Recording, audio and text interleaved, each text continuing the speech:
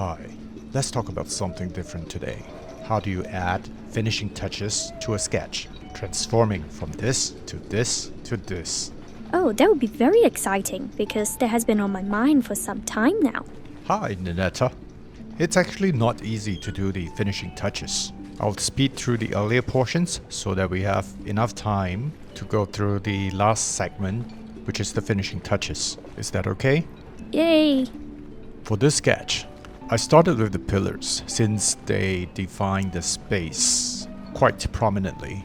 And once they are in, it's a lot easier to work in the shapes that are around them. Does it mean that you don't need to know the geometry or the structure of the boats? Not exactly. I think I've done quite a bit of sketches on boats over the years. So the structure and geometry will automatically be there. So I have to make a conscious effort to shift my focus from drawing individual boats to now drawing them as a bunch of boats or a cluster of boats.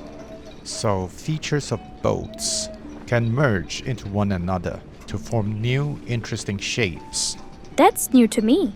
Why would you do that? It's kind of like if you were to sketch a crowd and if you want to draw every single character in there. You can if you have time, but is that what you see?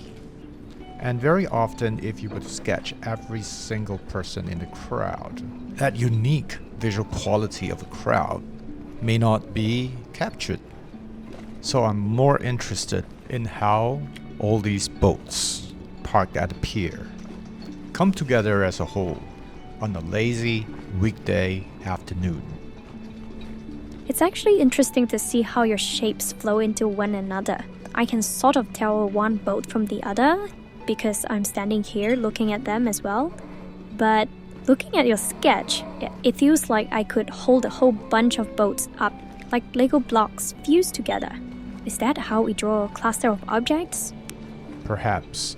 It also depends on how close you are to the objects and the level of simplification and abstraction you make as creative decision. And to be honest, I haven't sketched boats for quite some time, so I'm not going to jump into abstraction immediately. So sketching at this level reacquaints me to the subject matter for more advanced work later. You mean abstract paintings aren't fictitious stuff dreamt out by artists? Well, the best abstract paintings, the painters journeyed through the real before entering the abstract phase. That's why it's called abstract. Wow. Are you done with the boats? Not exactly, but we'll work on the water surface for a while before we revisit the boats. At the moment, because of the light rain as well as wind, we get a very rippled surface. So I rendered it with very short and thin strokes. You get glimpses of reflections here and there. For ripples that are outside of the shadowy areas, you can't really see the ripples. And those are areas that you can leave them as blank spaces. It's always nice to have variations and contrast. I'm going to start working on the left side of the sketch. I was wondering when are you going to start on the left side actually? Is there a reason why you left it to now? Very good observation. It has to do with my choice of focal point, which is the cluster of boats on the right hand side. So the things on the left hand side are forms that I see using the corner of my eyes. Hence my choice of dealing with what is in focus before I work with things which are out of my focus. Personally, I find it easier to deal with the forms on the left because I've established a strong reference of things in focus. Let me show you how different the left-hand side is being treated. Another consideration that I have is how to bring the things on the left-hand side stronger in presence and closer as foreground elements. Isn't what is closer clearer? Oh wait, I get it. Things are clear only where you focus. Clever. Else, you would be seeing your nose ridge all the time. You just made me notice my nose ridge. Nice. Another thing that is happening is as I put in the shadows in the elements on the left, I start to notice the lights and shadows a lot more. Oh, you're back. Working on the water. Yes. You notice that now that the elements on the left are added in, the presence of water is not as strong, so I decided to continue working on the water a bit more. Now that the main parts of the picture are in, I pulled back the way I look at my drawing to include everything, to gauge how much more work I need to do for each part. Oh, did you notice that the rain has receded? Oh, yeah. And the sunlight falling on the boats are a lot more pronounced compared to the hazy scene we had earlier. Will you adjust to the new conditions? Why not? Let's see. Now the sunlight is coming at an angle, and since it's slightly stronger now, there's more shadows and contrast in some areas. Alright. I'll work on these stuff quietly and come back in when there are things to talk about, okay? Sure. Oh, I found some interesting information about this place we are at, Pongal. Do you mind if I share them? Be my guest. Thank you. Just to let everyone know, we are at Pongal. It's located in the northeastern side of Singapore and is well known for its waterfront activities. Wow, even Richard Nixon, then Vice President of the United States, asked about it in 1953 when he visited Singapore. Oh, really? What's the big deal about Pongal? Maybe fresh seafood? Sea sports? Looks like this place went through ups and downs over the decades. It even had 2 private zoos known as Singapore Zoo. What? Singapore Zoo? Isn't that in Mandai? No. The first one, known as Basapa Zoo, set up in 1928 by William Lawrence Sama Basapa, was on a 10-hectare plot. I think he's an interesting guy. Basapa was an Indian estate owner who was an animal trader and avid collector of exotic pets. He was known as the animal man in Singapore society because of his interest in animals.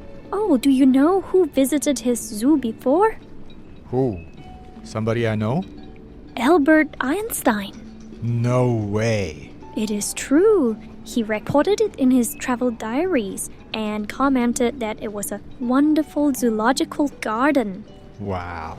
Another fun fact, the zoo was granted license to sell beer and stout in 1930.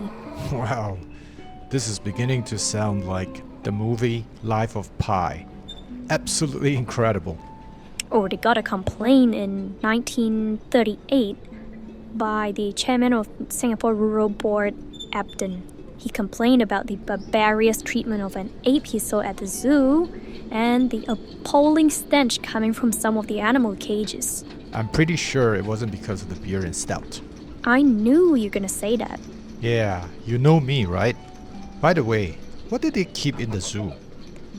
They had a tiger named Ape, who starred in several motion pictures filmed in Singapore.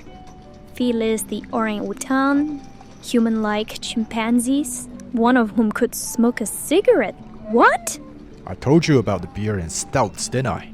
Oh, there was a pair of polar bears. Hey, what happened? You're silent. Yeah, I'm reading this rather sad part.